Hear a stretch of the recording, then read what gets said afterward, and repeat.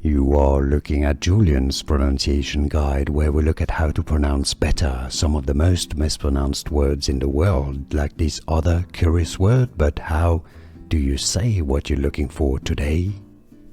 Let's learn this very famous German expression in how to pronounce it. The German pronunciation, meaning cheers. If you want to say cheers in other languages, stay tuned to the channel and you can skip to the end of the video. I've got more for you here.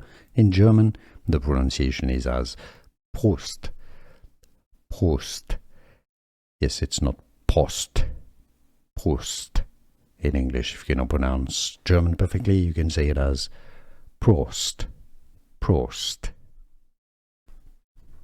Let's learn this very famous German expression in how to pronounce it. The German pronunciation, meaning cheers. If you want to say cheers in other languages, stay tuned to the channel and you can skip to the end of the video. I've got more for you here. In German, the pronunciation is as Prost. Prost. Yes, it's not Post.